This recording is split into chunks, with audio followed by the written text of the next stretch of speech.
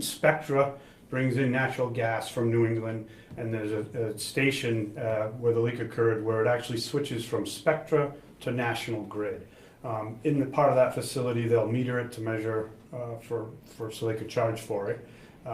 And also, natural gas is actually odorless, so they'll re-add an odorant to it.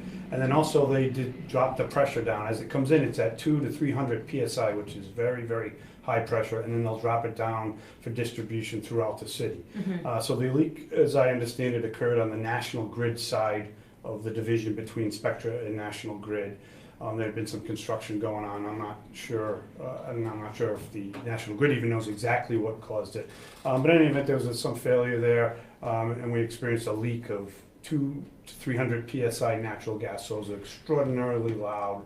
A number of reports initially came in that had been an explosion, but it actually was just the high pressure sound of natural gas escaping from that pipe. It's lighter than air, so fortunately for us, it goes up in the air.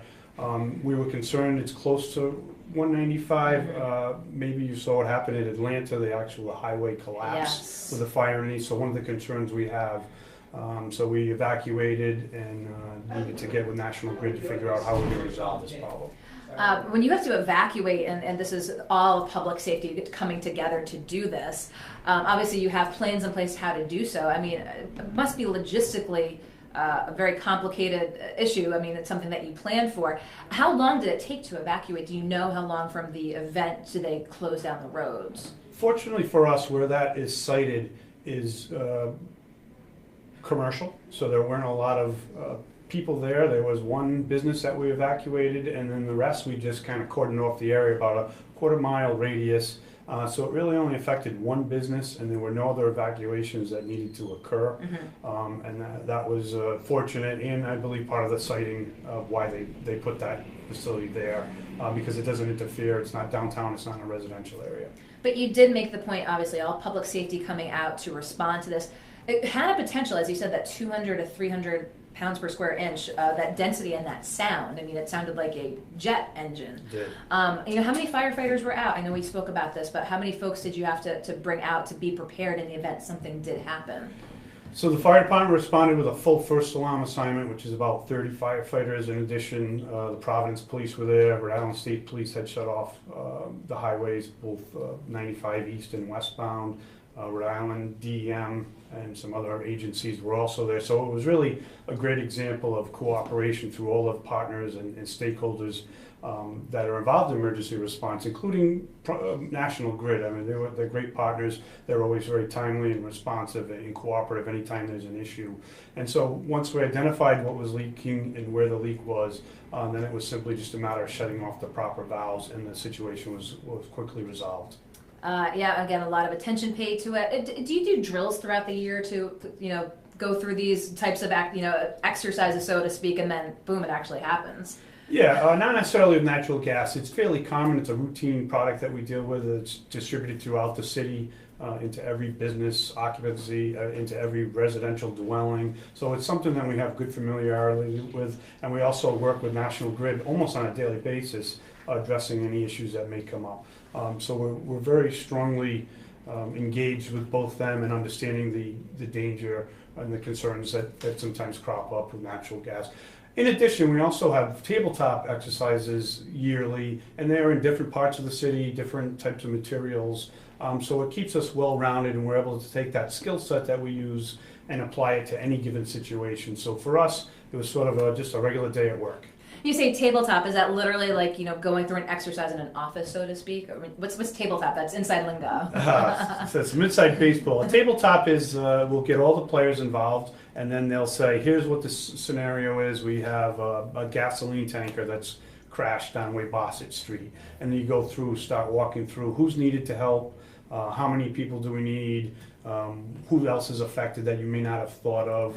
And it helps it so that when an event does happen, you've gone through that process of the exercises. Right. For instance, if a gasoline leak was occurring on Bassett, we may have to involve Narragansett Bay Commission, the Coast Guard, things like that that you may not think of off the top of your head. Sure. And so having gone through it, part of it makes it so you can understand that event, but also more broadly on any events that have similarities attached to something like that. And so it truly is in a room, and you're all sitting around a conference table, and then you have to go through the machinations of notifying X to bring whatever material or support or expertise in. And you'll actually make the phone call, and we'll see how long that takes. Sometimes they'll throw a curveball and say you can't get this. Oh, they give you a little. Okay, they make sure you're right. Make sure you have a plan ready B for plan in play. B, Exactly. so to speak. Exactly. It's what makes us experts at what we do. Excellent. Well, very good. As I said, wanted to get the response to that event.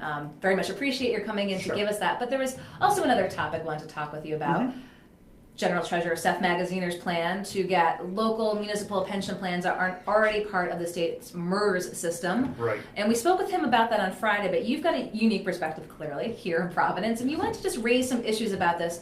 Legislation hasn't been put forth yet. He introduced what he views as his plan to try to bring folks in, especially some of the smaller plans. But talking about Providence, you said you had some concerns. I do. I think that we need to stop and take a look at this. I think this may be an example of some unintended consequences. And I'll speak just for Providence, but some of the issues are what will happen with the retirees? Will they have a say in whether we get moved or not? The bill, as it's been drafted, does provide for collective bargaining, but for the bulk of the pension cost for any city or the state is in the retirees. So it really does no good to address necessarily the workers because they represent somewhere between 15 to 20% of the costs. So to address just that leaves a very large outstanding piece of what the problem is in terms of the unfunded liability. So we're not even sure how they would engage with the retirees. They can't collectively bargain. As the bill's written, it speaks to collective bargaining, so I don't know if they are left out or if they're dragged by force. In addition, from a practical point of view, the return on investment that the city of Providence has realized has actually been higher than the state's. So we could end up with a situation, at least looking back over the last 5 or 10 years, where the rate of return would be reduced if we had been in the state system. So it's things like that that I think should give us pause to take a look at this. This isn't a situation that was created overnight, neither is it one that's going to be solved overnight. And when we had spoken with the treasurer about this, we had mentioned the other smaller plans, and we brought up Providence. And I think his quote was, well, Providence is going to have to do their own heavy lifting. And so, again, talking about the current employees as might be addressed under his plan, how do you address the retiree side of it? Right, and I think there are some advantages for smaller plans that aren't as sophisticated, may not have investment commissioners. There may be some economies of scale that can be realized. That's what he had mentioned, yes. But Providence is big enough that we can do all those things ourselves. So I really think the bill would be better suited for leaving Providence out, frankly. Let's leave it for people that want to get in, and let's exclude Providence. And then have another conversation, a little bit more due diligence, and find out what are the impact. I think it's a little bit premature. And we're opposed to it at this point. I think it's only been introduced in the House, but it's something that I think needs a lot more vetting. In addition, once you talk about moving the plan into a different forum, such as MERS, you need to figure out where you're going to get all that money to fund it, which is the original problem. If we had the money to move into MERS, we wouldn't need to move into MERS. So it's kind of a chicken or the egg thing. Yes. And I think trying to do that in this session, it's April 4th today. It's late in the game. Very late. And to have the bill not even introduced in both houses, both sides of the General Assembly yet, I think really indicates that it is kind of late in the season to be doing this. I'm not opposed to a dry run, but I think we need a lot more questions answered. And maybe just one last thing to bring to folks' attention, or we obviously been in before the contract and the constant battles with the city here. There's still some legal battles going on. You're still in court. Yes. Can you give folks an update as to where things are at with that? Sure. So we're still dealing with a little bit of the fallout from the change to the platoon system. That is in arbitration as we speak. We expect to have that probably rolled up over the summer. Okay. And then additionally, we have an outstanding overtime issue that goes back several years, and that's in federal court, and it truly is a federal case, so it's going to take a long, long time. So I don't expect settlement on either one of those in the short term. How much of your day do the legal wranglings take up, or your week on average, are you dealing with these cases? For myself? Yeah. Probably 10 hours a week Okay. between the different cases, and some of that's smaller stuff, contract enforcement within the department, and then of course the larger issues related to the fallout from this shift change. But it's less than it was during the contentious period when we had this shift change in place. Yes, indeed. And so what else, all eyes were on that with the contract, but clearly a lot of issues with the Providence Firefighters Union. What's on your plate right now? What are you working on that you think folks should be aware of? Well, we're anxious to get a new school started and actually to begin recruitment for the school following that.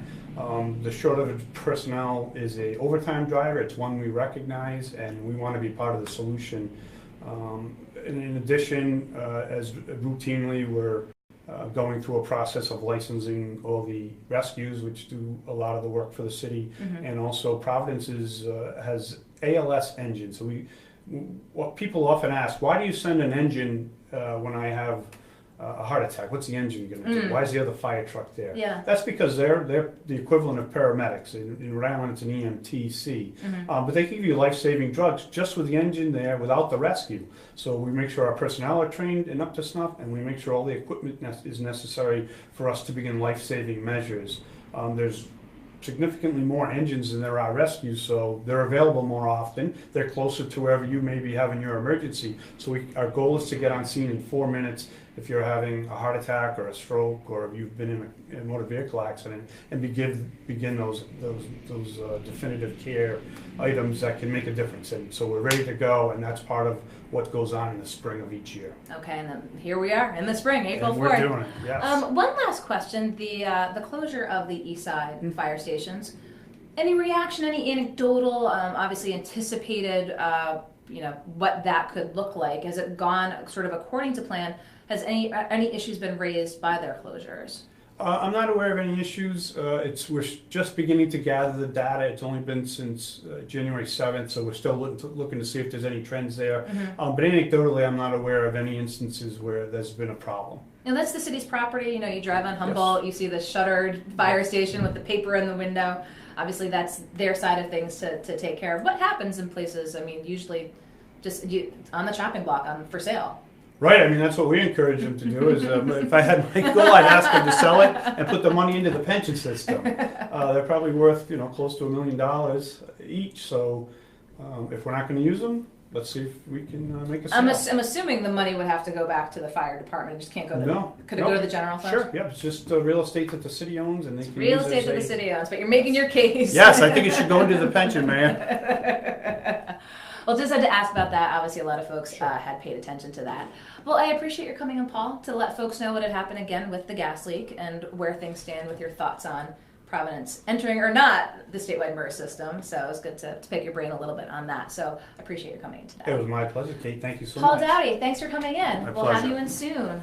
Okay, Paul Doughty, head of the Providence Firefighters Union, wanted to get him in after the gas leak event at the Manchester Street power station. He was down there, explained how loud it was. He said to some sounded like an explosion, but was just a mechanical failure. How they put that out, how they prepare for that. Good to pick his brain. And then again, we were able to last week talk with General Treasurer Seth Magaziner, trying to get local plans that aren't currently part of the municipal employee retirement system to join the statewide one. Paul basically made the case saying that the Providence firefighters are opposed to having Providence join it. So listen back on that if you hadn't heard. Always good to get him in to hear about an issue, a number of issues important to Providence firefighters here.